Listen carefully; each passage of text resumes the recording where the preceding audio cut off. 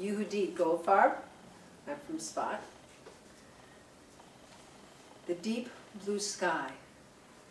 Pathways of connection reveal a light that shines beyond.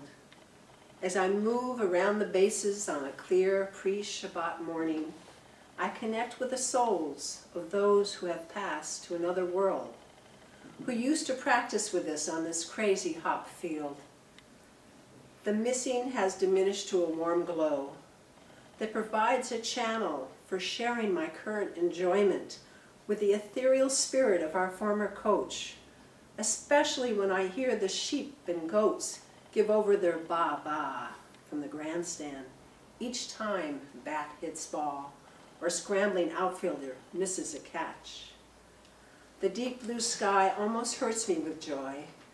I take it in and recall a day in Berkeley 55 years ago when I marveled at the sharp contrast between the clear blue California sky and the straight tan lines of the campus clock tower as it reached up beyond the green trees near Stevens Hall.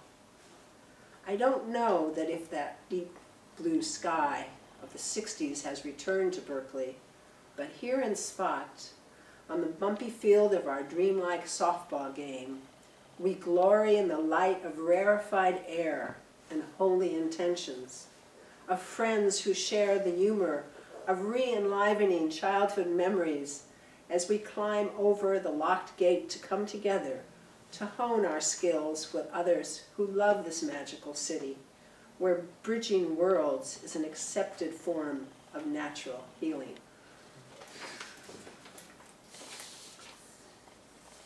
Sparks of light. Sparks of light float into the gray sky as I walk the narrow paths of Spot's ancient cemetery. Above the graves hovers a lone hawk in total stillness, not moving forward nor back, held firmly within the midpoint of invisible cross currents, as if it has come to collect the good deeds accumulated by souls whose earthly vessels lie quiet in separate chambers beneath memorial stones, stones that honor those who walk the winding streets of the city on the hill. I stop to watch the sparks, an abundance of tiny, shining lights rising above the newly green foliage between the aged markers. Minute after minute passes as I witness this miracle of the sparks until they no longer are visible in the cold March air, and the hawk glides south on an upward wave of the wind. Time for one more? Mm-hmm. The young wheat stalk. Tall, thin, very thin stalks of wheat wave in the gentle breeze.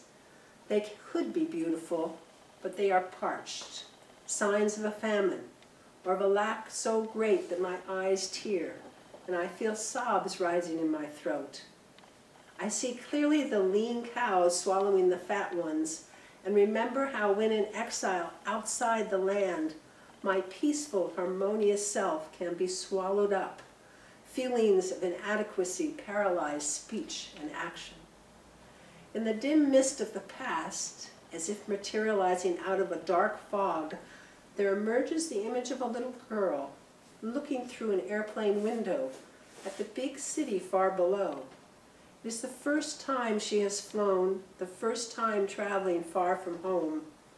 I feel her excitement, and then the sobs begin to rise again, and I become one with her feeling of pain as she sits by the edge of a desert resort pool, parents on the other side talking to newly made friends, brother gone off to seek out other boys, alone in a strange, unfamiliar world, lacking words to bridge the isolation.